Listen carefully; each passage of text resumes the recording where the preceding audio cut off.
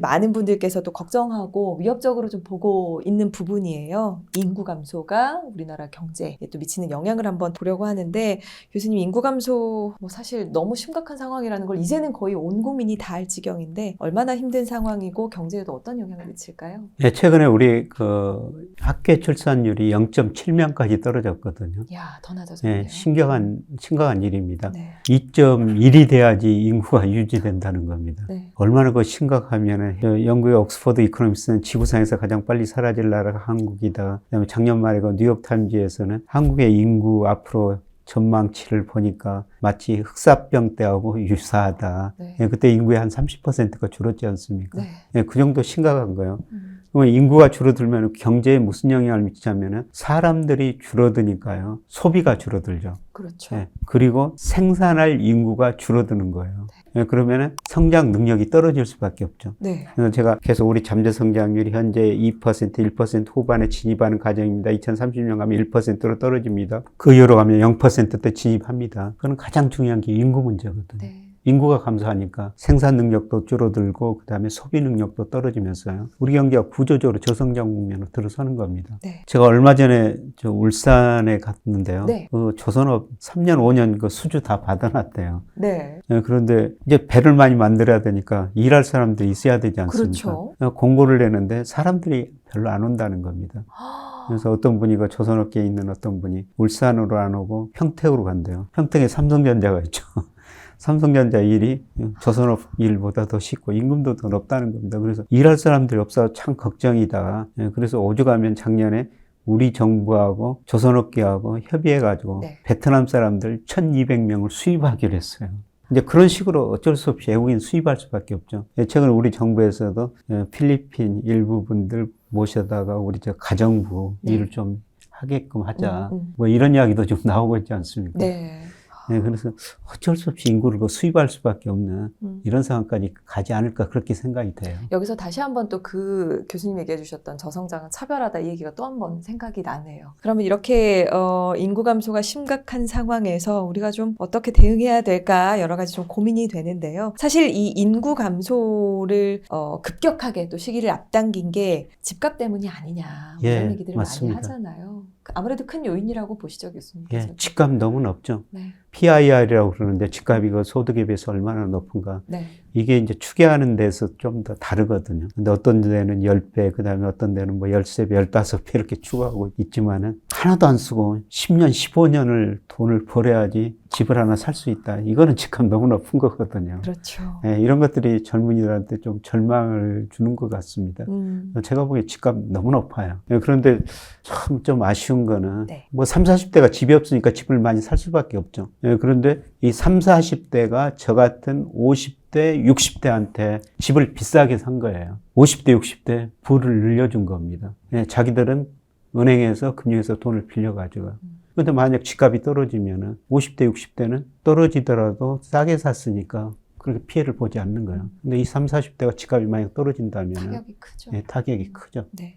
통계청 추계를 아까도 이제 얘기해 주셨던 서울의 가구 수가 2029년에 정점을 찍고 이제는 내려갈 것이다. 네. 그래서 제가 진짜 얼마 안 남았다는 네. 그런 공포감이 확 느껴지더라고요. 인구가 증가하지 않는, 가구 수가 또 증가하지 않는다는 것도 위험 신호지 않을까 싶은데 대한민국의 2029년 이후 어떤 변화가 일어날까요, 교수님? 그러니까 인구는 이미 감소하기 시작했고요. 네. 예, 가구 수가 줄어든다는 거는 집값을 그동안 하락한다고 그랬는데 떠받쳤던 게 가구 수 증가였습니다. 그렇죠. 그다음에 소득 증가였는데요. 네. 이 두 가지 힘마저 약화되면요. 집값이 장기적으로 같이 떨어질 수밖에 없다는 것입니다. 네. 예, 그리고 최근에 아까 인구 문제 말씀드렸습니다만 최근에 한 시청에서 네. 저한테 강의 한번 해달라고 그러더라고요.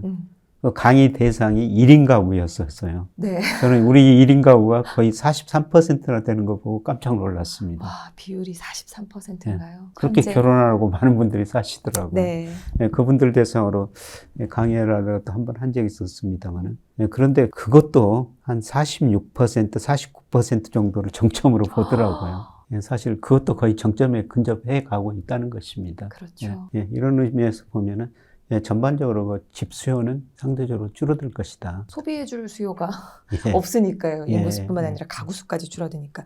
그렇다면 교수님, 이 가구 수가 또 줄어들고 있다는 것도 너무 참 위협 요인인데 조금이라도 좀 해소를 하려면 어떻게 하면 좋을까요? 뭐 정책은 집값 연착륙을 유도하는 거죠. 아. 그런데 자산 가격이라는 것은 네. 연착륙이라는 게 없다. 올라갈 때는 펀더멘털 가대평가가 떨어질 때는 가소평가한다. 네. 뭐 그런 상황까지도 갈 수 있다고 보고 있어요. 이런 걸 막기 위해서 뭐 정부가 또 뭐 여러 가지 규제를 하나 하겠죠. 네. 전반적으로 인구가 줄어든 거는 네. 뭐 사실이다. 그리고 수요가 줄어들다 보니까 뭐 예를 들어서 일부 농촌 같은데 네. 일부 그 지방도시 같은 데는 사실 심각한 문제죠. 그렇죠. 빈집 많이 생길 거예요. 네. 그런데 계속 말씀드린 저성장은 차별하다. 음. 오르는 지역은 오를 것이다. 그래서 2022년 보니까요. 우리 가계가 금융회사에 저축한 돈이 빌려 쓴 돈보다 183조 원이나 많습니다.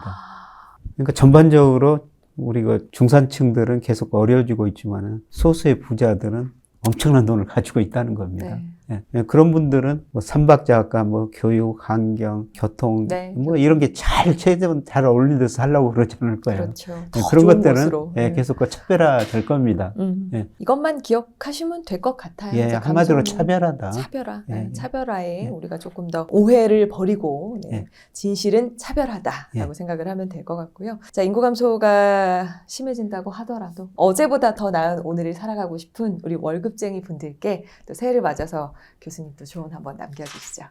제가 앞서 그 금융민주주의라는 단어를 굉장히 강조했는데요. 네. 우리가 금융을 공부 꼭 하셔야 된다는 겁니다. 그래서 아마 이런 거 방송도 뭐 그런 의미에서 의미가 있지 않을까 그쵸. 이렇게 생각하고요. 네. 그리고 우선은 거 일하면서 근로소득 얻는 게 정말 중요합니다. 네.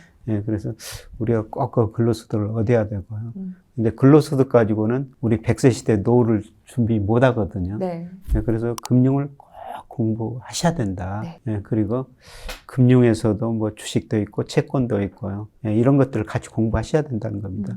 특히 저는 꼭 채권 투자는 하셔야 된다고 생각해요. 왜냐하면은 채권이라는 것은 회사채 말고요. 정부가 발행하는 국고채 이런 거는 만기되면은 원금 주거든요. 그렇죠. 이자 줍니다. 네. 원금 지킬 수가 있습니다. 그 채권에는 미래의 경제 성장률, 미래 물가가 들어가 있는 거예요. 우리가 채권을 사고 채권 투자를 한다면요. 경기 흐름을 알 수가 있습니다. 그래서 주식 투자하신 분들은 뭐 채권 가격 변동은 크지 않으니까 네. 좀 재미가 없으실 거예요. 그럴 수 있죠. 그런데 채권도요. 금리가 떨어지면 수익률 굉장히 많이 나요. 저는 그 30년짜리 국채 ETF를 투자하거든요. 네. 그런데 최근에 금리가 떨어지다 보니까 이게 한 5개월쯤 됐나요? 수익률이 28%나 됩니다. 채권이 또 28% 수익을 낼 수가 있거든요. 어쨌든 사이클 만기가 안에 된다. 들어오면 또 역시나 이 수익률이 올라갈 수도 있는 거군요. 그래서 저는 꼭 그 채권은 소액이라도 꼭 한번 투자해 보시는 게 좋을 것 같습니다. 금융 공부 이를 통해서 안정적인 투자도 병행을 해야 한다. 이제는 피해갈 수 없는 시대가 온 것 같아요. 그러다 보니까 교수님 신간이자 또 교수님의 그 인터뷰를 잘 담은 책이고 경제 전반에 대해서 알려주는 한국경제 긴급진단이라는 책에 대해서도 저희가 또 소개를 해드렸고요. 이런 책을 보면서 또 우리 교수님 인터뷰 영상 이런 것들도 보면서 우리가 공부를 해보면 좋을 것 같고요. 혹시 나는 교수님의 이야기를 매일매일 다시 한 번 더 복귀하고 싶다 하시는 분이시라면 교수님의 유튜브 채널 김양기 경제스쿨로 오셔가지고 고맙습니다. 또 한번 우리 공부 한번 해보도록 하겠습니다.